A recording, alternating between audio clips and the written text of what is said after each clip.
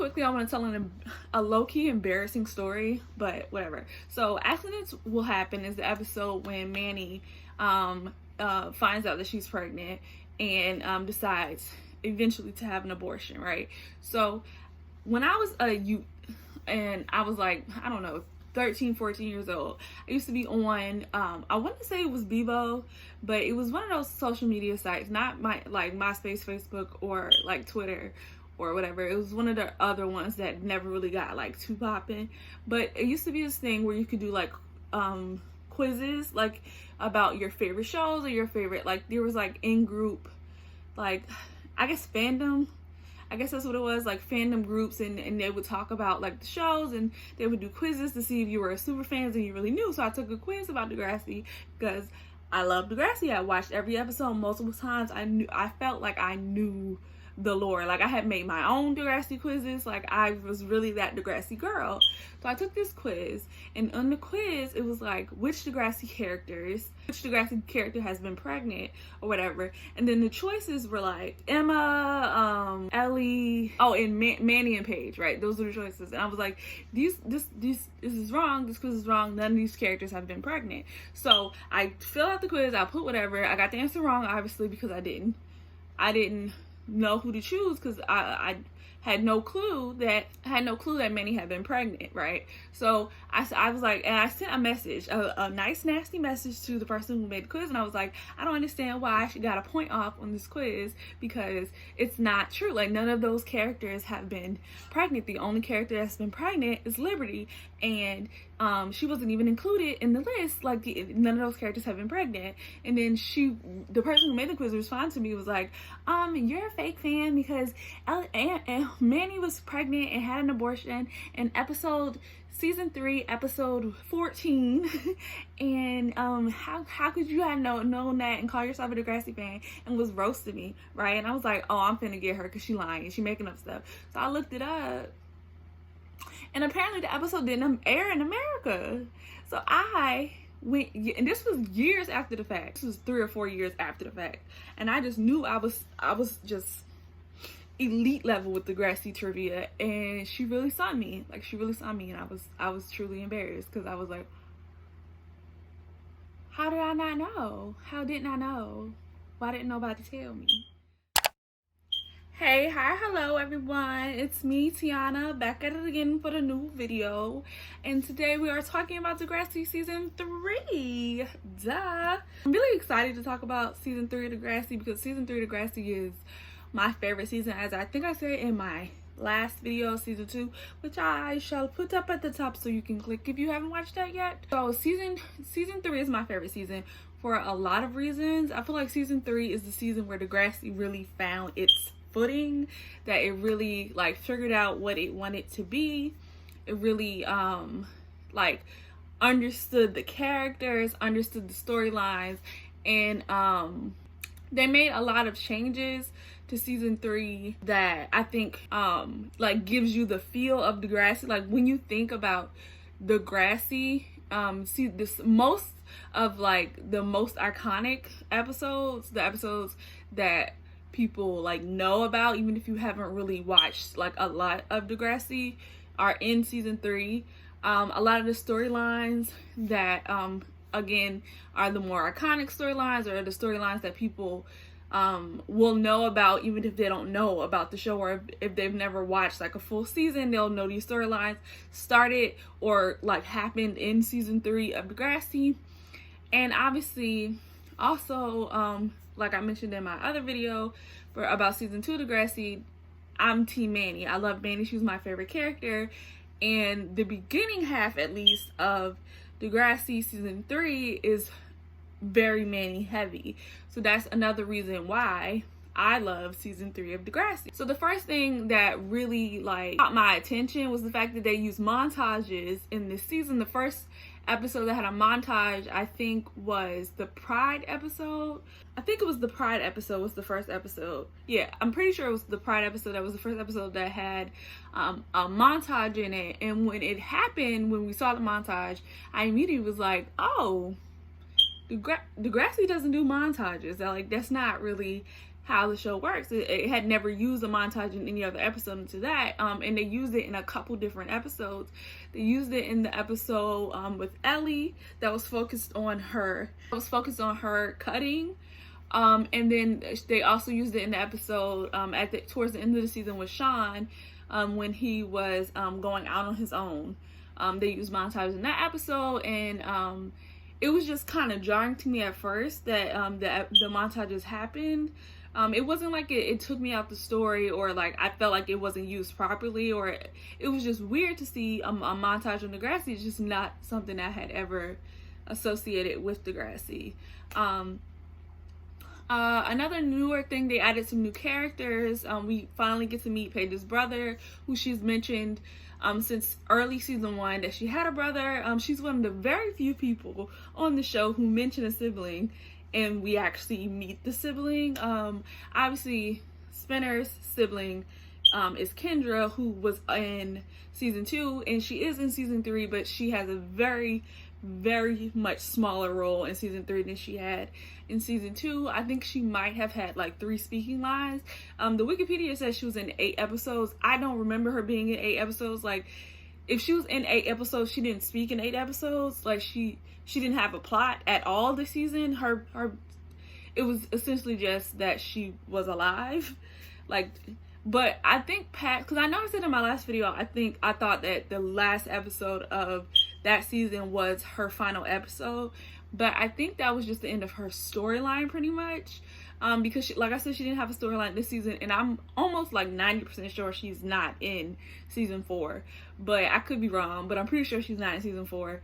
And they don't mention her at any point after that. Like, even, this is a big spoiler, but even to Spinner's wedding, I don't recall her being there, which is like, that's your sister, why would she not be at your wedding? But so, and that was another thing that I noticed in this season. There were a lot more filler episodes. There were a lot more episodes that didn't have any bearing on the actual plot. Like, I feel like in the other seasons, in season 1 and 2, most of the episodes, if not all of the episodes, they moved the plot. There was a point in each episode that would be carried into the next episode, or would inform something that happened later. But in this one, there were a lot of self-contained episodes, or episodes where the plot was a little bit lighter and didn't matter much. Like, obviously, there was things that happened in Take On Me, the Breakfast Club episode, that did matter. New relationships started, new friendships started, or whatever. But overall, they didn't need that episode to tell that story. They could have, the relationships that started because of that episode had already had flirtations happening, and if it happened off screen, if we didn't have this episode, if they just said they went to Saturday Detention and had time together and decided to start dating, it wouldn't have changed the show much. But it gave those characters something to do. So look at that. This thing, right? So the people in that episode were Jimmy, Hazel, Ellie, Sean, and Toby, and then Raditch and Mr. Simpson. And of those people, like, Sean has gotten like storylines. Ellie was starting to get storylines, but the rest of them really didn't have any storylines outside of Black best friend, nerdy best friend, TM stuff. So it was fun to have an episode that surrounded them, that they got stuff to do, and sort of humanize those characters, but it was a filler episode. And then Rock and Roll High School, again, is one of my favorite episodes. Holiday is one of my favorite episodes as well. I also learned from this Wikipedia that Holiday won like multiple awards in Canada, because it's just elite episode. Yeah, and I think that is just, that's it of the most iconic episodes. Another thing that I wanted to talk about the whole production as a whole, they did a lot more of like storytelling off camera or off screen this season that they have done in previous seasons. I mentioned in my last video about how the entirety of the beginning of Craig and Ashley's relationship happens off screen, We just get like little pieces to let us know that they were still alive, that they were still interacting. So it wasn't like crazy when we saw them eventually go on a date. Like, it wasn't like, oh, that's random. Like, we saw them interacting with each other. We saw them becoming more friendly. But in this season, season 3, I feel like a lot more storylines happened off screen. We were supposed to just assume certain things happen, or believe that things are the way the characters said they are, because they didn't show us a lot. It was a lot more telling, especially with certain storylines. Especially like with the Manny storyline. After she had her abortion, she was missing from a couple episodes, and when she came back, we were supposed to believe that the school hated her. And like we saw in the episodes that most of the school did find out that she was pregnant and had an abortion, and they were being a little bit mean to her about the whole Ashley thing, but they wanted us to believe that she was just really being bullied, like hard down bullied. And that's just, we didn't really see that. Like, we didn't see anybody saying anything to her mean or nasty. We didn't see anybody saying anything to her crazy. She just said she was bullied, and we were like, okay, I guess she was being bullied off camera. And besides, this whole season, most of the episodes, it'll be like an episode about this group, and then the next episode will be about another group, and then the next episode will be about another group. And it wasn't as interconnected as the previous seasons were, where it was like, this is an ensemble cast. You might have an episode that's more focused on Hazel, or, well, not Hazel, but you might have an episode that's more focused on Paige, and an episode that's more focused on Emma. But like, most likely to be like, the A plot is with the older kids, and the B plot is with the younger kids, and then the next episode is the A plot with the older kids, and the B plot with the younger kids. So they're still interconnected. But with this season, we have full episodes that didn't include any sort of storyline for some of the main characters. I was looking at like the numbers of people, like the number of episodes they were in. Spinner was in most of the episodes. He was in 20. I think it was 22. Was it 22 episodes? Yeah, it was 22 episodes. So Spinner was in all but 2 episodes, and Paige was in all but 3 episodes. But then we have some other characters who I would say are like main characters, like Emma and Manny, who are only in 15 episodes, and like JT, and Toby, who are in 13 or 14 episodes. And then Liberty was only in 13 episodes. Ellie was only in 13 episodes, and Terry was only in 7 episodes of the season. So like,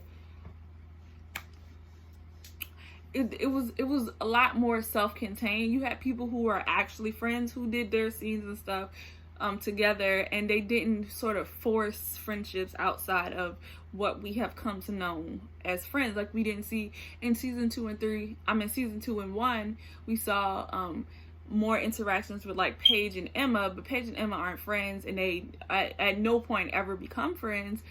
So it could at sometimes feel forced to have them in scenes together, have them interact, because they're not in the same circle, they don't run in the same circles.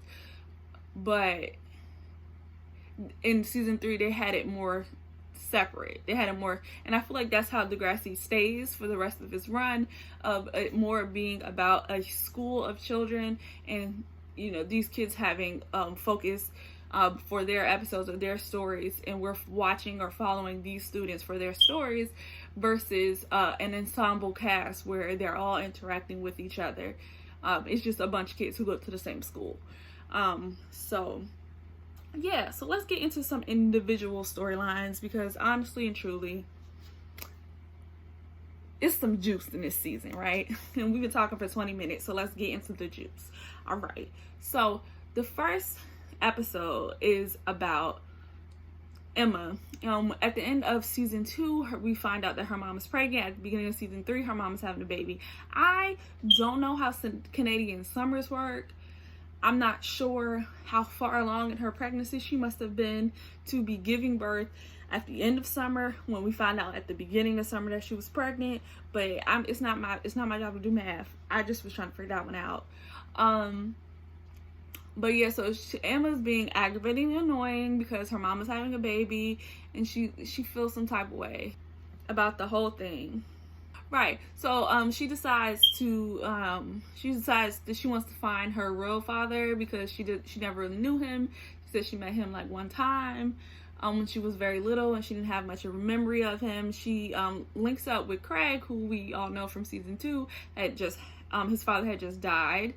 So he was, I guess, in a vulnerable, sensitive state, and he thought that he was gonna really hold her down, or she thought he was gonna hold her down and would understand her need to know her father. So they like skip school, go meet her father. Turns out he's in a mental asylum, or some kind of mental health facility, I should say. I don't know if it's an asylum or if that is even like what it's called, but he was in some kind of mental facility. He got, I think he was like drunk driving, or he was under some kind of drug influence and injured his head.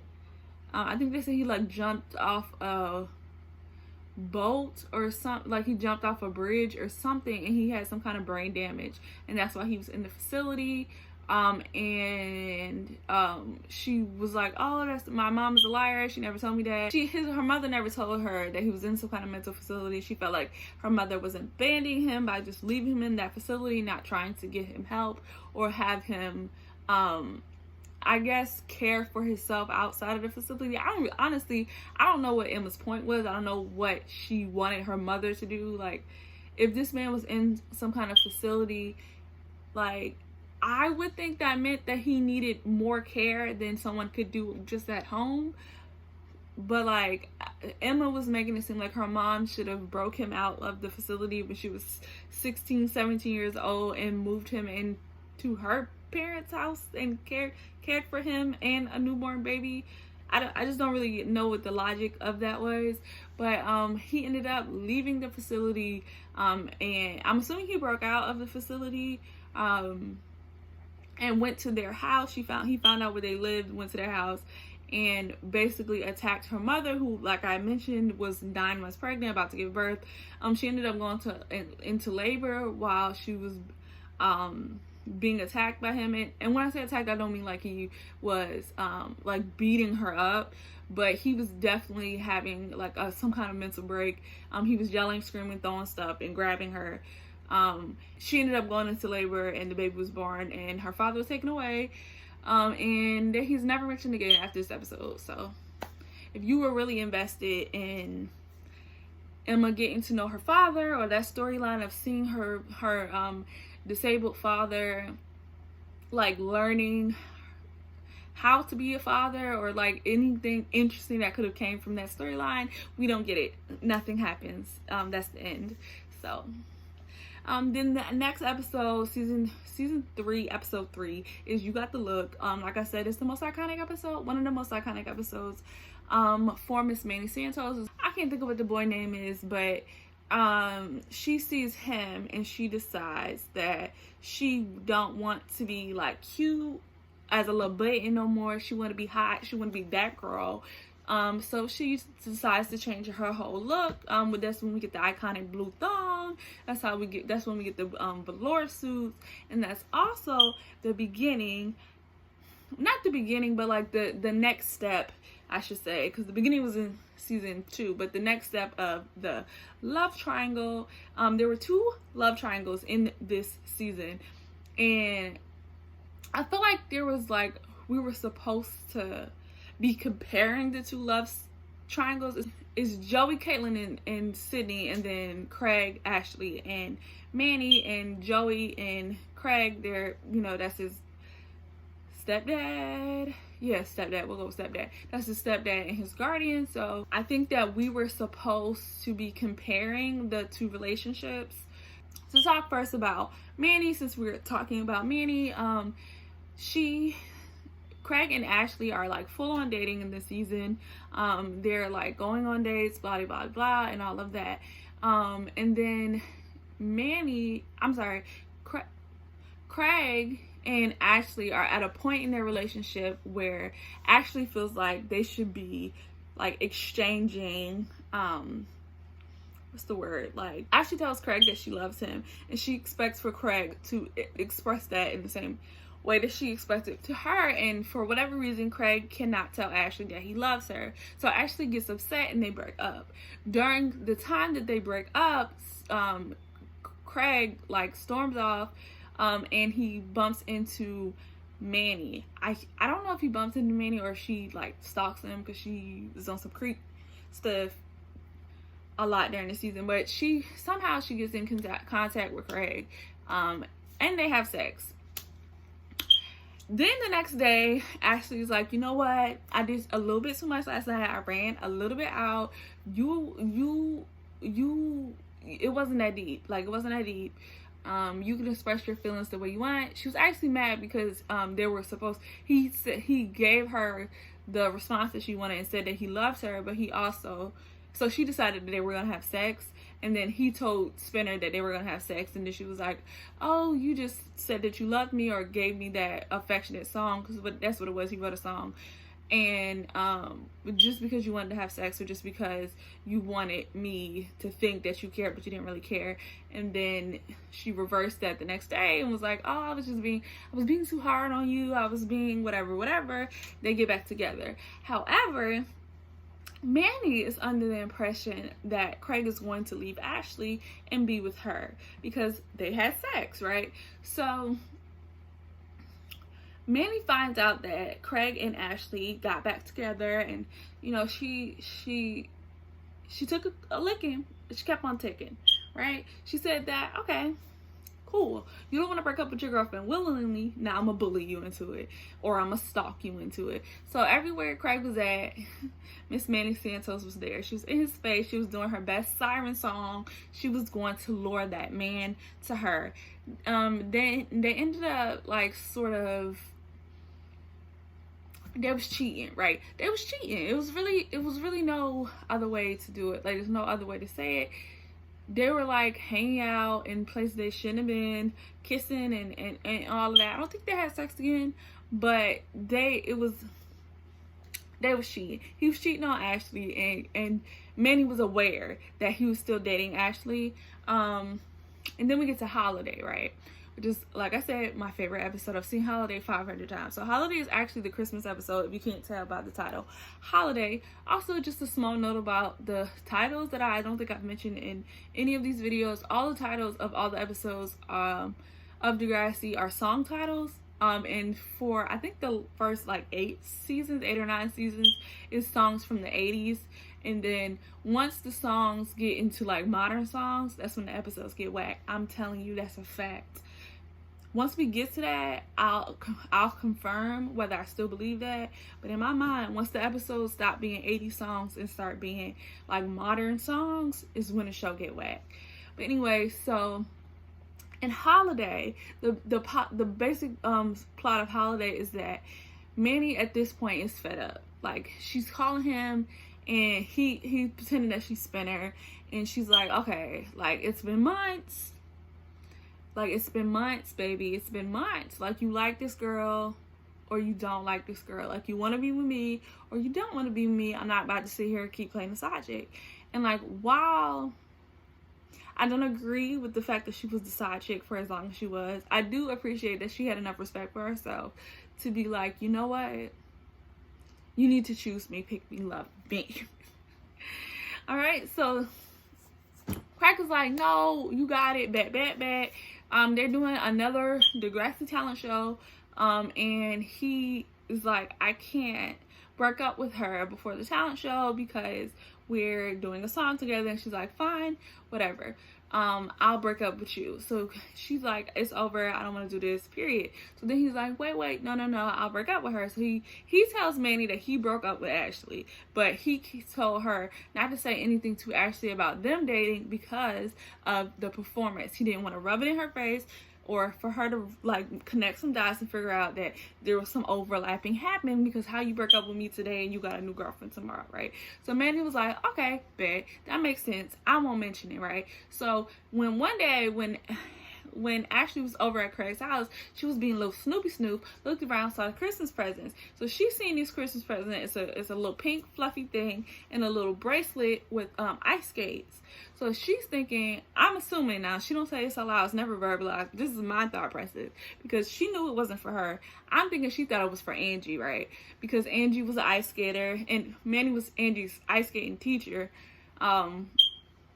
But she's like, okay, this is probably for Angie. It's pink, it's flurry, it's fluffy, whatever. It's cutesy. It's very much could be for a small child, right? So then, on the day of the performance, Manny is doing Ashley's makeup, and Ashley sees the little bracelet on Manny's arm, and she's like, I know that bracelet. I saw that bracelet. But she didn't let that like really like too much rattle her, right? She was like, oh, that's a cute bracelet when you get the bracelet. And she was like, oh, just a boy. Just a boy. And Manny's trying to play it cool, because she knows she's not supposed to mention it, not supposed to say nothing, whatever. So then she looks to the left, or she looks over and she sees a Christmas gift bag. Same bag she saw at Craig's house, along with the pink fluffy sweater hanging out the bag. So now she's like, wait a minute. She's putting 2 and 2 together. She's getting 4. She's like, wait. Because I'm dating 4. So she's like, who is the boy Craig? And she was like, I didn't want you to find out like this. And Manny is still under the impression that they are not dating. And she's like, oh, I didn't want you to find out like this, but yeah, we're dating. I know it's like y'all just broke up, and I didn't want to rub it in your face or whatever. And she was like, we didn't break up. Because, spoiler alert, or not spoiler alert, because we already knew Craig was a liar. Craig never broke up with Ashley. He just told Manny he broke up with Ashley.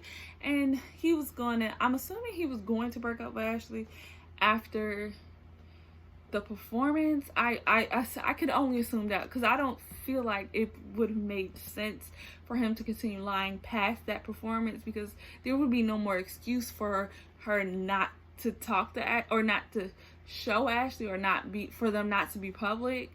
But anyways, child.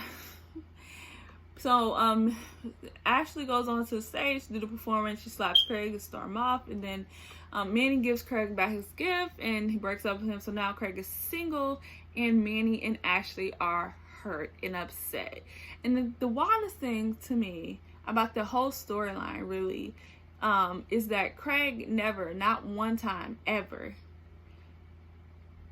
felt like he genuinely was sorry for the way that he acted. It was just sort of mind-blowing to me that it took actually full-on bullying him for him to realize that he was wrong. Like, he couldn't comprehend that you shouldn't cheat on people. Like, because he was more talking about his own feelings and being like, I really like this girl, I can't choose between 2 girls, and not understanding that those girls had feelings too, that he was constantly lying to them and hurting them. It just wasn't clicking, and that's when it clicked for me. We need to ban men. But anyways, so the storyline continues, because you might think they both broke up with him, that's the end of the storyline. No, that's not the end of the storyline.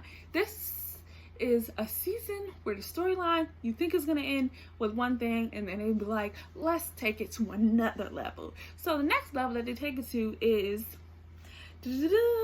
Manny's pregnant. So a couple episodes after Holiday, it's literally one episode and then the episode where she gets pregnant. And well, not when she gets pregnant, because she got pregnant when they had sex. When they had sex the first time, but it's one episode. It's Holiday is one episode, and then the episode Accidents Happen, right? So in Accidents Happen, we basically find out during a gymnastics thing. I don't know what they had going on, but they got a gymnastics team at Degrassi for whatever reason. Miss Santos is like throwing up. It's a stomach virus going on. And I just want to say once again that they reused this storyline later. But so it's a gymnastics event happening. There's also a stomach flu going around. Manny is feeling sick and she thinks, is this the stomach flu? And then somebody in the like gym asks about a tampon. She's like, oh, I don't have one. And then she's like, wait, it's been months. She literally pulls out a calendar. She's like, it's been too many weeks. My period hasn't come. I'm feeling nauseous. Oh my god, I think I'm pregnant. So she ends up taking a pregnancy test. She with Emma's mom and finds out that she's pregnant. She tells Emma and tells Craig.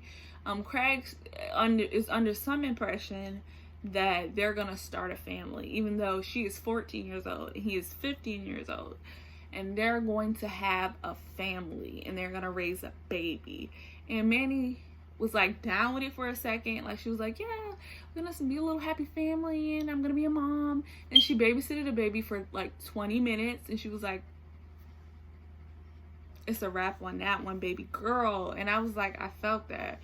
So she decided she wanted to have an abortion. Emma was like, oh my god, my mom could have aborted me. And I had a really mean joke, but I didn't say it. So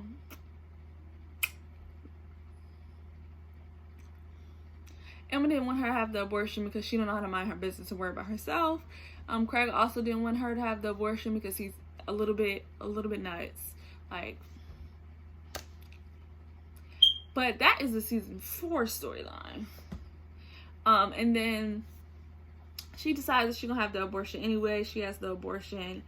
And again, right, you think the storyline ends there with Manny having the abortion. No, it does not. We go into the next storyline, which is Ashley bullying Craig. Ashley is upset about the desolation. Is that the word that I'm trying to use? Ashley is upset about the way the relationship, and obviously she got cheated on. We all know that I don't like Ashley, but I don't feel like she deserved to get cheated on. Craig was wrong for how he treated her, and those are just the facts. Even if I don't like her, I don't wish that kind of hurt and pain on anybody, because you know, it's really, especially at that age, you start to really internalize that and feel like, is it me? Like, is it my fault? Like, am I a bad person? And Paige like straight up told her too. She was like, Craig cheated on you because you're a whack hoe. And I was like, yikes, that's your best friend though. But anyways, so she was mad about the way the relationship ended, and Craig kept trying to just be like, girl, like, why are you mad? Like, when they had school assignments or any kind of interactions with each other, like, he was trying to act like they just like friends. And she's like, we're not friends. I don't like you. Like, you did something trash to me and you never apologized.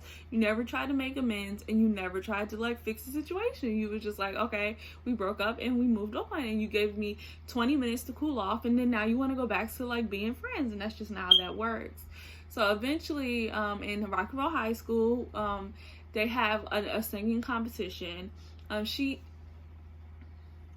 singing competition, the songs in the singing competition in Rock and Roll High School, like, should have went top of the Billboard charts for 27 weeks. Like the Mr. Nice Guy. So Ashley, Ellie, Hazel, and Paige formed their own new group. It's not PMS anymore. It's Hell Hath No Fury, or it might just be Hath No Fury. But either way, it's them. They performed Mr. Nice Guy, which basically was them dragging, just dragging Craig, like dragging and just do, like dragging him.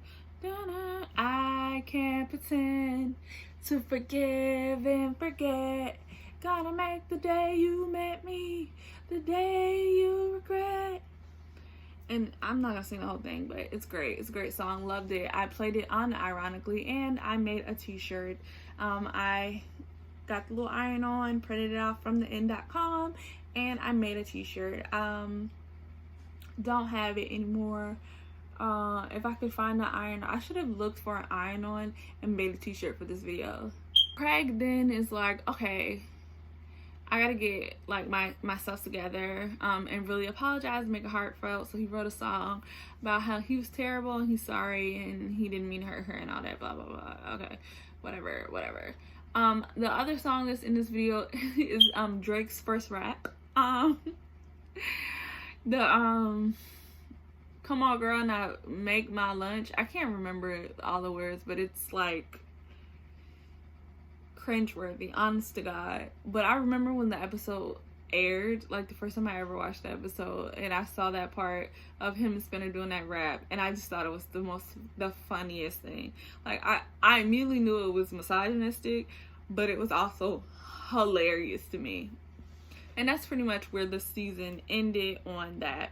So like I said, it was also another storyline about I was gonna say a throuple. It's not a throuple, of a sort of love triangle, and it was Joey, Caitlyn, and Sydney. So obviously we all know that Joey and Caitlyn were gonna end up together because we know Caitlyn and we don't know Sydney. Whenever you have a love triangle where one of the characters are a main character and the other character is not a main character, or is someone new to the show, or someone who doesn't have as much like familiarity, I don't know if I said that right, who is not connected to the show, don't have a lot of audience love, they're not gonna win. Like you can't have a stranger come in and steal the boyfriend of the person that we like, because we know the boyfriend character, we know the character that's on the show. We don't know the stranger.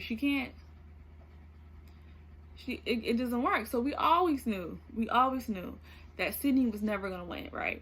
However, I feel like Sydney was right.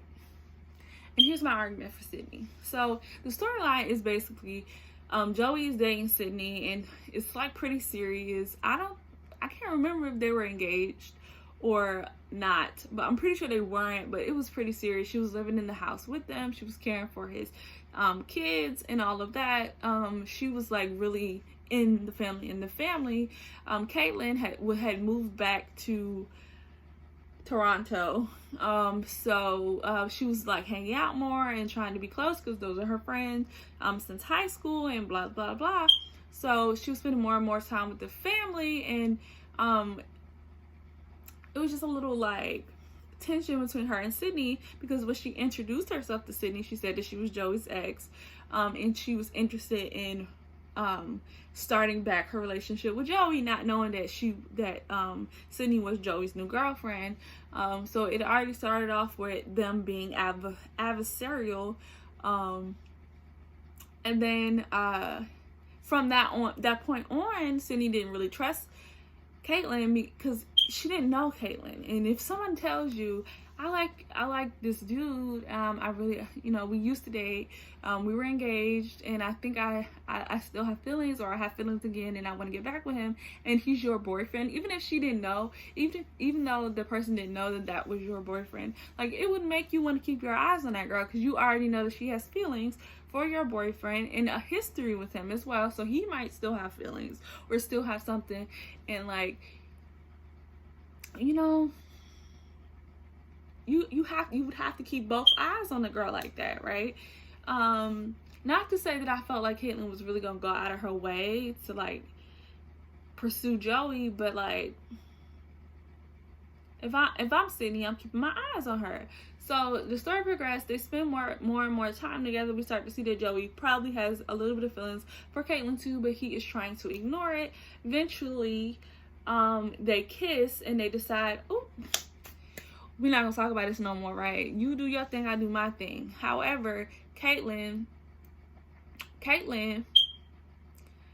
she was like, well, maybe this is my chance, right? Joey obviously has some feelings for me. I have some feelings for him. I want to see if we can make this work, right? So she decides to write him a letter, and then she puts it in his house, and then she immediately is like, that was dumb. Shouldn't have did that. That was really stupid. So she breaks into the house to try to get the letter, and in the process of her breaking into the house to get the letter back, they come back home. And she ends up having a discussion with Sydney, who's like, girl, why are you always at my house, always in my man face? Like, you need to go away. So she decides that she's going to go on a trip with her job, she's a reporter, to some other country to do something, I don't know, who cares. So she, when Joey asks Sydney, like, what happened after the whole blow up happens with Craig and his love triangle, Joey, he tells, because Craig overheard the conversation between Sydney and Caitlin, and he tells Joey, and Joey asks Caitlin, and then Caitlin tells Joey what happened, and then Joey ends up breaking up with Sydney and running to go stop Caitlin from leaving, and then they start dating, and that's the end of Holiday, right? And then so for the rest of the season, we see Joey and Caitlin dating.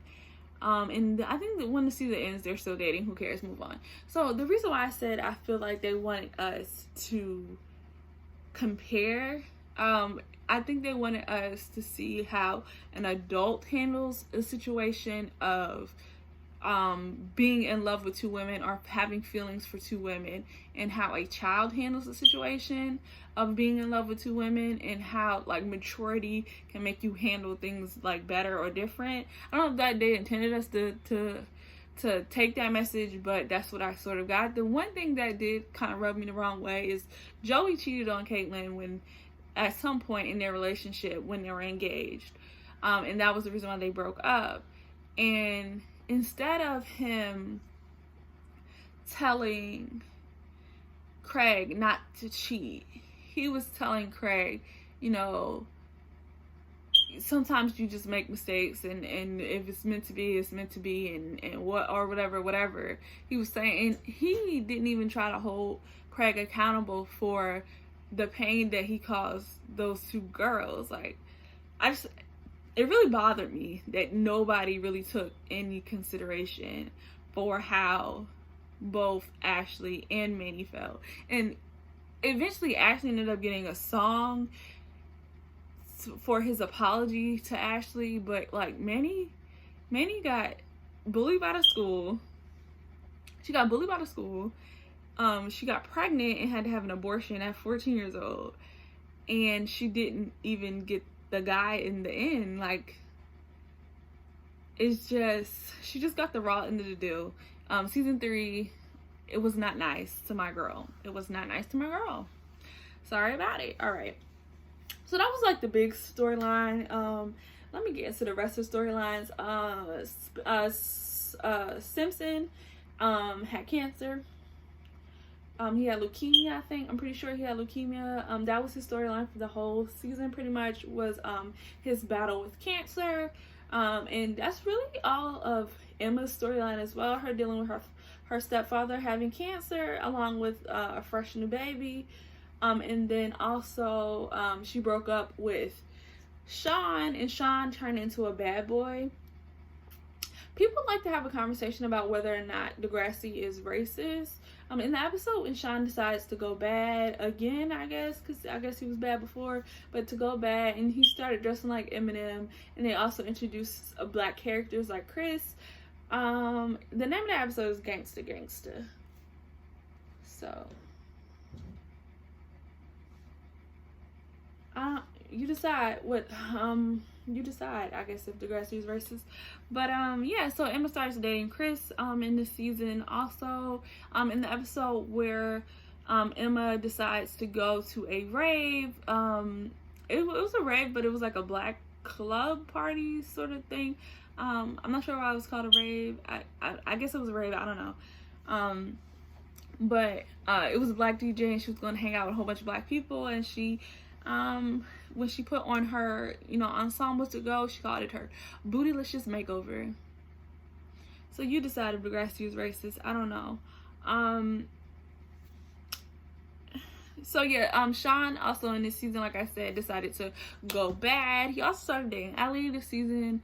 I didn't mention the relationships earlier in the Take On Me episode, but the Ellie and Sean relationship sort of like officiated itself. I don't know if that's how you use that word, but it became official in that episode, even though she was like being weird, like she was really being a weirdo.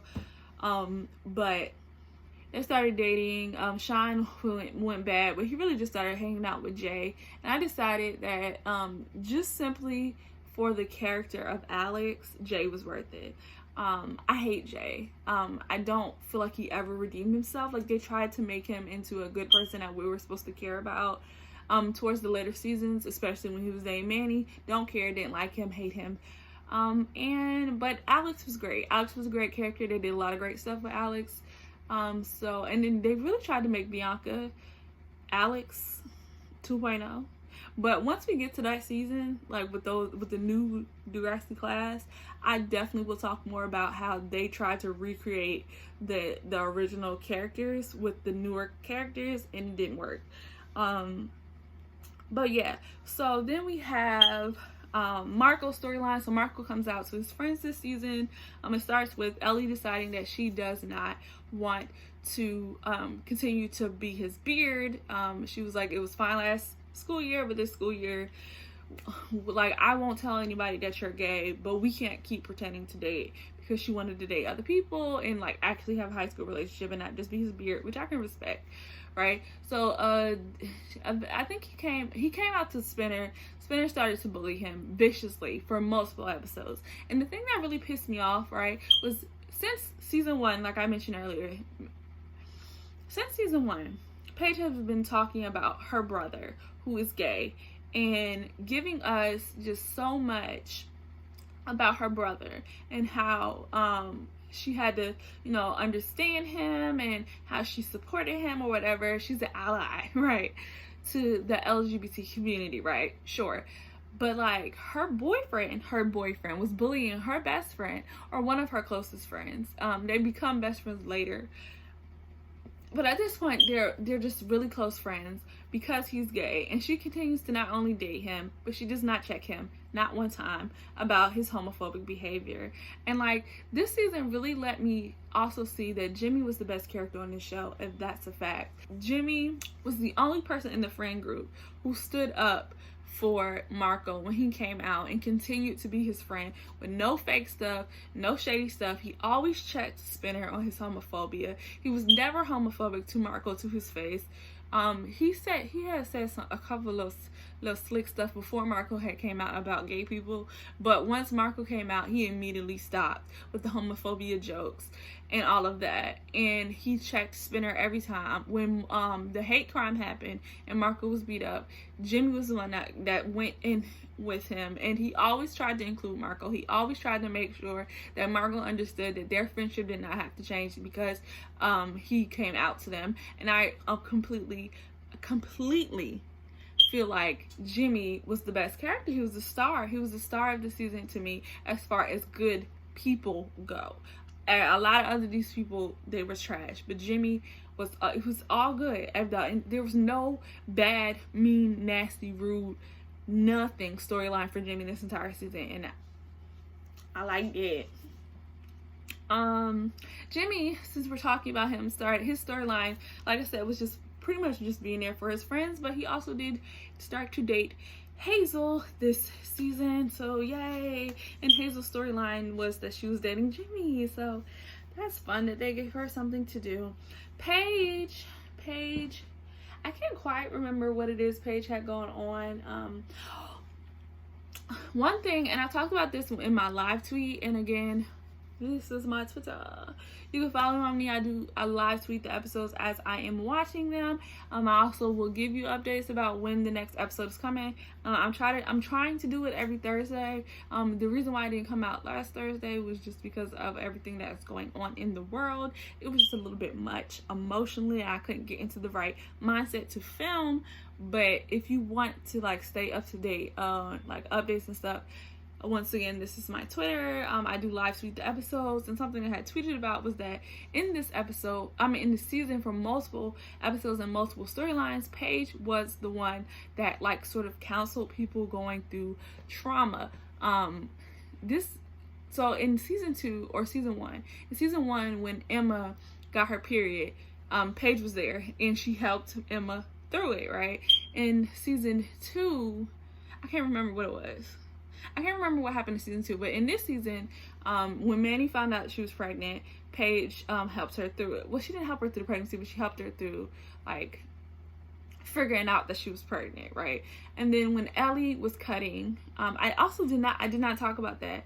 I put a trigger warning on my last video. I probably won't put a trigger warning on this one because I don't feel like anything was like particularly spicy, but this is a quick trigger warning that I am about to talk about. The storyline of Ellie cutting. So Ellie was like going through a lot emotionally. Her father was in the military. I didn't realize Canada military was really that deep. Like I knew that they had a military, but I didn't know it was really that deep for her to just be like scared that her dad was gonna die. Like I didn't know Canada really was like in war zones, like doing stuff. But so her dad was in the military, and her mother's an alcoholic, and she was just dealing with a lot of emotions. Stress manifested in her starting to cut her arms. I'm not even gonna sit here and try to pretend like I understand that, like why people cut or like the entire like idea around it. That's not something that I ever went through. I don't know if I talked about this in any other videos, but I do have struggled with both anxiety and depression. I do have done some self-harm things, but cutting was never one of them. That's just so I don't really understand it or relate it, but I guess it might just be for me the self-harm things that I did were like it gave me a sense of control over myself when I felt out of control. I'm assuming that's what it was. She felt like she can control her pain, or I don't really know. But yeah, so when she was doing that, Paige was the one that caught her, found her, got her counseling, and helped her like through it and learn like healthy coping mechanisms and all of that. And then finally, Terry. So Terry was not in the season until her storyline started. And her storyline started in like the 7th episode. She was not in a single episode until the episodes about her. Not in the background. They even had an episode where like literally every character was in the show except for her. Like all of her friends went somewhere and did something and she wasn't there. And I was just like, what is the logic behind Terry not being in the scene? Like it didn't make sense to me. But they finally was like, I guess we'll give Terry something to do, right? So Terry meets Rick. She has a secret admirer, and she's like, oh, somebody keeps leaving roses on my locker. She thinks it's Toby, but then Toby was like, no, I'm just a weirdo or something, I don't know. And then she finds out that it's Rick. Her and Rick start dating. Rick is then immediately abusive. He's like grabbing her, slapping her, and just being controlling about what she can do and what she can't do, who she can be around, who she can't be around, and all of that. They break up for a couple episodes, a good bit of episodes, and then once her friends at the end of the season, towards the end of the season, once her friends sort of link up, we got Jimmy and Hazel are dating, and Paige and Spinner are dating, and they want to go do something. She's like, I don't want to be a fifth wheel, I don't want to be the only person there. So she ends up connecting back with Rick because, you know, she has low self-esteem. All of her friends are terrible, and she feels like nobody really likes her, and she's overweight, and I guess that like makes her feel like she's not pretty and no one will like her because, I don't know, she has friends who's telling her that she's not pretty and no one likes her. So like she goes back to Rick because she feels like he's the only person that's gonna love her, or the only person that showed affection. And Rick is still Rick. He's still abusive. They get into an argument on the trip that she took with her friends. He pushes her down. She busts her head open, and she is hospitalized. She has to have a surgery on her brain, and it's kind of really touch and go. And that's how Terry's storyline ends. And the thing, right, that like really stresses me out the most is that that's pretty much how her story on the show ends. When I watched the interview that the actor Christina did with the actor that plays Hazel, Andrea Lewis, and she talks about like their like time on the show or whatever. I think I've talked about this in other videos, but they talked about their time on the show or whatever, and she said that she left the show in season 4. So I can't remember anything else that happened after this. So like I don't know what storyline she had in season 4. But I guess we'll find out when we get to the season 4 videos. I don't know. I guess I'll talk about it more then. But pretty much this is the only thing that really.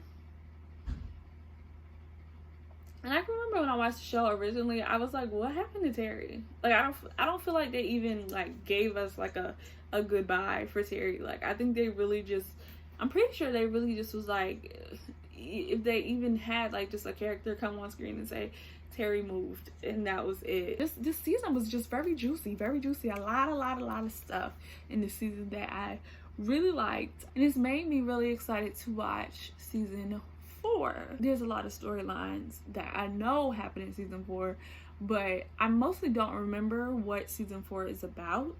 So I'm very interested to see if the momentum goes up or if it starts to go down. Because like I said, season 3 is my favorite season. It's the season that I remember the most.